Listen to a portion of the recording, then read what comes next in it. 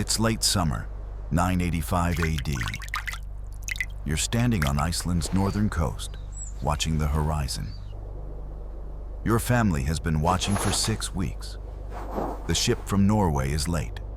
In your storehouse, 3 months of dried fish. No timber to repair your leaking roof. No iron for tools. No grain for winter bread. No ship means no survival. This is the reality Hollywood never shows you.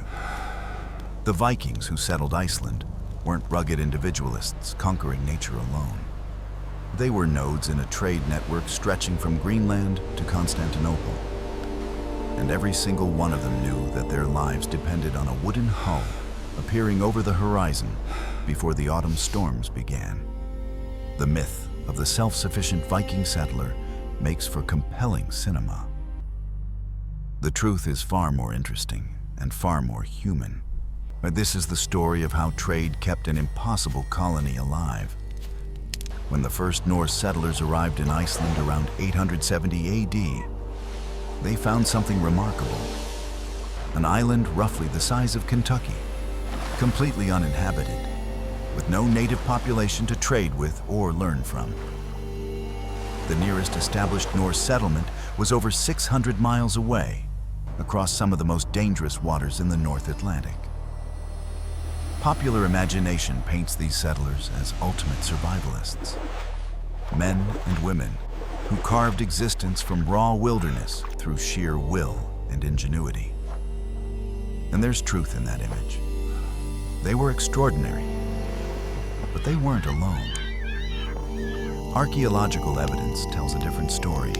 Analysis of artifacts from Iceland's earliest settlement sites reveals materials that simply couldn't have originated on the island. Soapstone from Norway, bronze from continental Europe, wheat and barley that wouldn't grow in Iceland's climate. And perhaps most surprisingly, linen textiles that required flax, a crop that has never successfully grown in Icelandic soil. The numbers are stark. By 930 AD, approximately 10,000 settlers lived in Iceland. By 1100 AD, that population had grown to roughly 70,000. Yet the island's arable land, areas where crops could actually grow, represented only about 1% of its total landmass. The math doesn't work for isolated survival. Here's what the Vikings understood that we often forget. True survival isn't about needing nothing from anyone. It's about building systems that ensure you get what you need, when you need it, even when everything seems designed to kill you. The Norse didn't just settle Iceland. They integrated it into a trade network that stretched from the birch forests of Norway to the walrus hunting grounds of Greenland, from the wool markets of England to the luxury goods corridors of Byzantium. They turned an isolated volcanic rock into a viable node of medieval commerce. And they did it with nothing but wooden ships, astronomical knowledge, and an almost supernatural understanding of what other people wanted to buy. The Vikings didn't survive Iceland alone. They survived it together, through agreements made across 1,000-mile distances, through goods exchanged in harbors they'd never see, through trust built on reputations that traveled faster than any ship. Let's address the question that appears in every discussion of Viking Iceland. Where did the wood come from? When Norse settlers first arrived, roughly 25 to 40% of Iceland was covered in birch forest.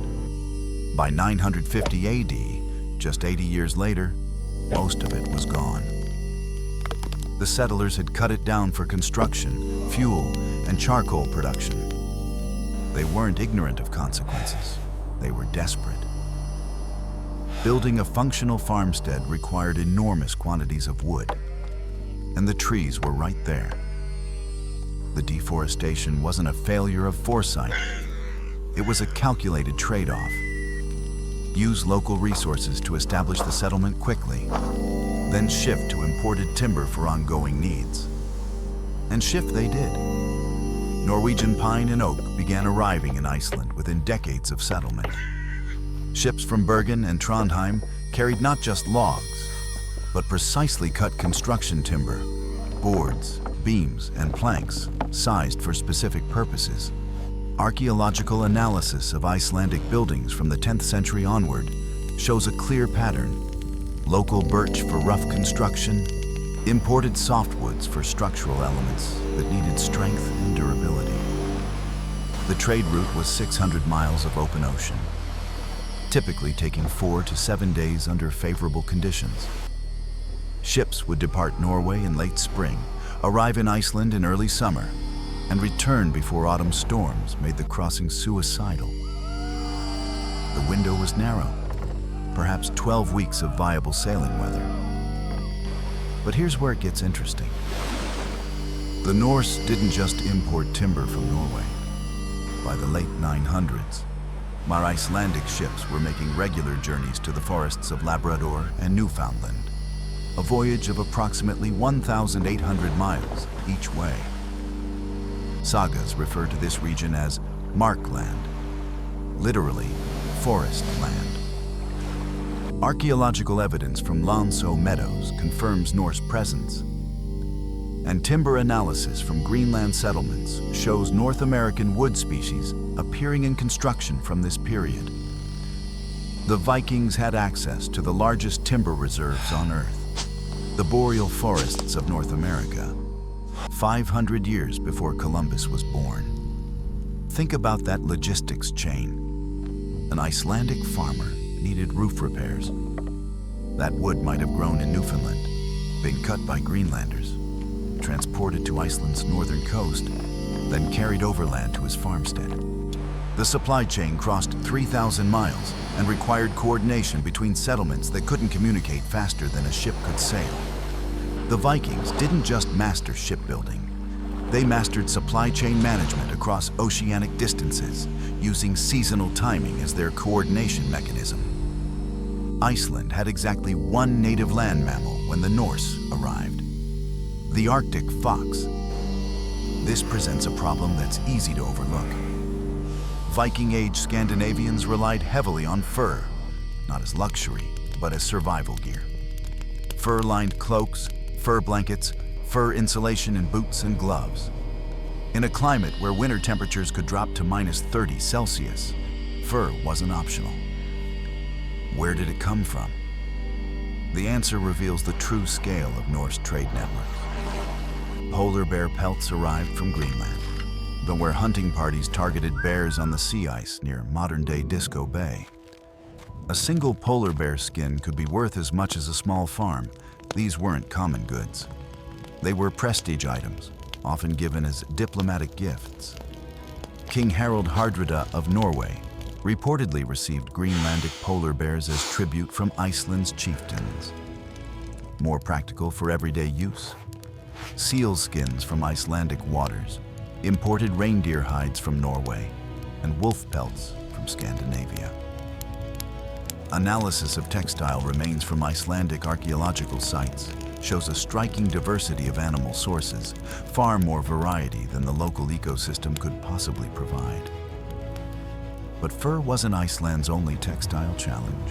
Linen, the fabric used for undergarments, bedding, and sail reinforcement, requires flax, while flax requires a specific growing season and soil conditions that Iceland simply doesn't have. Every piece of linen in Viking Age Iceland was imported, primarily from Ireland and England. The economics worked like this. Iceland exported what it had in surplus: dried fish, wool products, sulfur, and falcons, and imported what it lacked. It sounds simple. It wasn't. Consider the timing problem. Icelandic wool became available after spring shearing. Norwegian timber ships arrived in early summer. Irish linen merchants operated on different schedules entirely. Coordinating these exchanges required sophisticated planning, credit arrangements, and trust between parties who might only meet face-to-face once per year. The Althing, Iceland's annual assembly, wasn't just a legal gathering. It was the largest trade fair in the North Atlantic.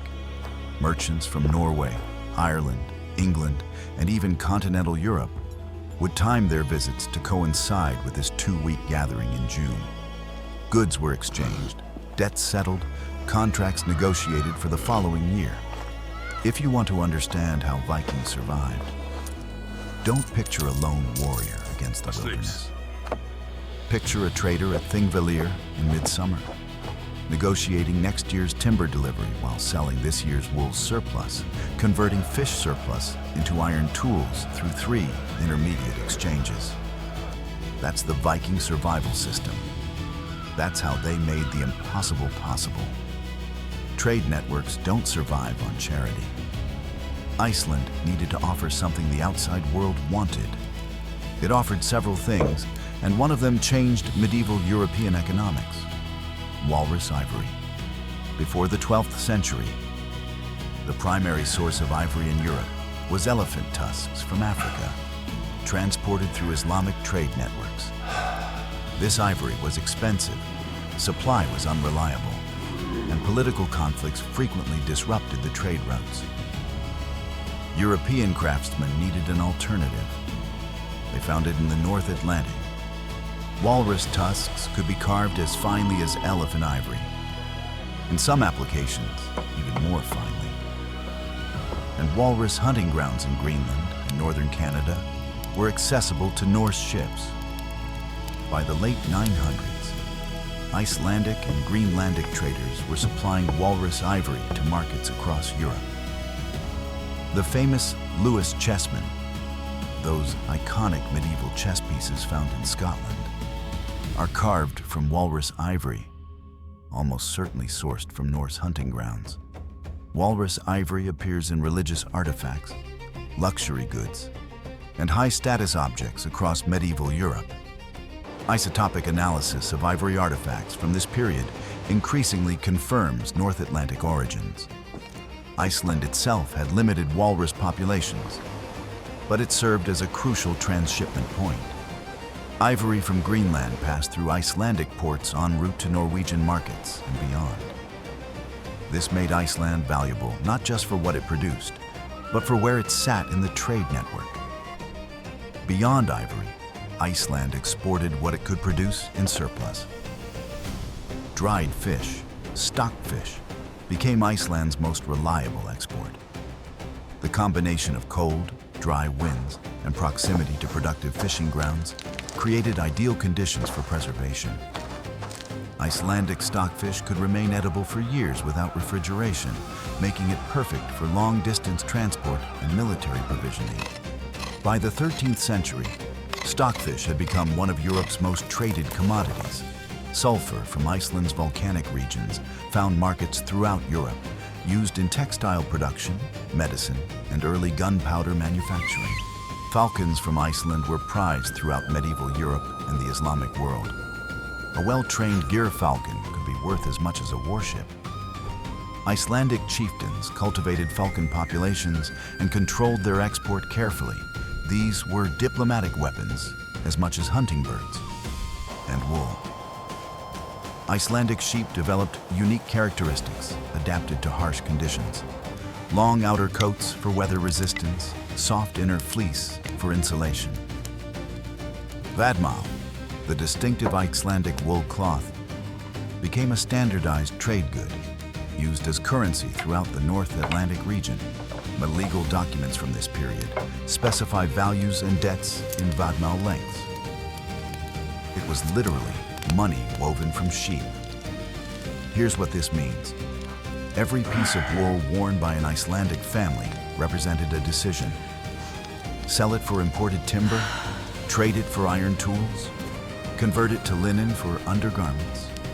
The economy of survival meant constantly calculating what you needed against what you could produce. The Vikings weren't just traders. They were sophisticated economic actors, maximizing value from limited resources across vast distances. Everything I've described sounds remarkably efficient. It wasn't. The system was terrifyingly fragile. Ships sank. The North Atlantic claimed vessels every year. Storms, ice, navigation errors. Each lost ship meant lost goods, lost lives, and broken supply chains. and families who had counted on specific deliveries suddenly had nothing. Timing failures cascaded. A late departure from Norway meant a late arrival in Iceland. A late arrival meant less time for trading. Less trading meant return voyages pushed into dangerous autumn weather. One delay could ripple across the entire network. Political disruptions severed routes entirely. When Norway's civil wars intensified in the 12th and 13th centuries, Iceland's timber supply became unreliable for decades. When relations with England soured, the linen trade suffered. Iceland's survival depended on peace in places Icelanders had never visited. Climate change proved catastrophic. Beginning around 1300 AD, the medieval warm period ended and the Little Ice Age began. Sea ice expanded, shortening sailing seasons. Growing seasons contracted, reducing both local food production and exportable surplus. The Greenland colonies, Iceland's connection to North American timber and walrus ivory, collapsed entirely by 1450, victims of the same climatic shift. The Black Death, arriving in 1402, killed approximately half of Iceland's population. The trade network didn't just lose traders, it lost the knowledge of how to maintain relationships, navigate routes, and negotiate complex exchanges. Recovery took generations. What had seemed like ingenious adaptation revealed itself as profound vulnerability. A society that can't survive without external inputs, can't survive when those inputs disappear. And yet, they survived. The population declined, the trade routes contracted, the golden age ended. But people remained. They adapted again, relying more on fishing, less on farming, and rebuilding networks on smaller scales. The lesson isn't that trade networks fail. The lesson is that survival systems must be resilient to their own vulnerabilities. The Vikings built remarkably sophisticated networks. They also built dependencies that nearly destroyed them when conditions changed. We began with a myth.